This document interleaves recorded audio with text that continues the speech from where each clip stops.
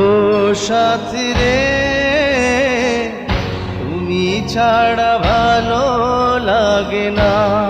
সালমান শাহর মৃত্যুর 29 বছর পর তার মৃত্যু রহস্য উন্মোচনে নতুন মোড় নিয়েছে। নীলা চৌধুরীর রিভিশন আবেদনটি মঞ্জুর করে অপমৃত্যুর মামলাটি হত্যা মামলা হিসেবে গ্রহণ করে নির্দেশ দিয়েছে মহানগর দায়রা জজ আদালত। এরপরই পাল্টে যায় দৃশ্যপট। আদালতের আদেশের পর রমনা থানায় হত্যা মামলা দায়ের করেন সালমান শাহর মামা আলমগীর কুমকুম। সাবেক স্ত্রী সামিরাকে প্রধান আসামি করে 11 জনের নামে মামলা করা হয়। ব্যবসায়ী আজিজ মোহাম্মদ ভাই, চলচ্চিত্র খলনায়ক ডন সহ সালমান হত্যা মামলার আসামি। আদালত যখন আমাদের রায় দিয়েছেন আমাদের পক্ষে যে এটা আসলে একটা হত্যা মামলা, তার মানে এই 25 বছরতে তারা যে সময় ক্ষেপণ করেছেন এবং ভুল রিপোর্ট দিয়েছেন, যে সঠিকভাবে তদন্ত করেন নাই, সেটা আজকে প্রমাণিত হয়েছে। এখন পরবর্তী সময়ে এই মামলার যে প্রধান আসামি যে সামিরা হক এবং আজিজ মোহাম্মদ ভাই 2 নম্বর আসামি, ডন সহ অন্যান্য যারা আসামি আছেন তাদের প্রতি ব্যবস্থা নেওয়ার জন্য আদালত এক নির্দেশনা দিয়েছেন।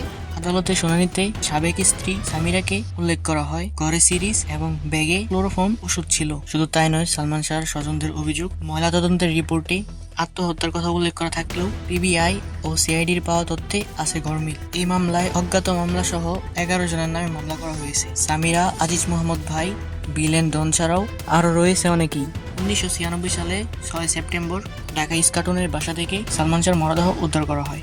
এরপর শুরু হয় দীর্ঘ তদন্ত যাত্রা। এবার শুরু হলো নতুন তদন্ত যাত্রা। প্রায় 29 বছর পর সত্য উন্মোচনে মুখিয়ে সালমানের পরিবার ও তার কোটি ভক্ত।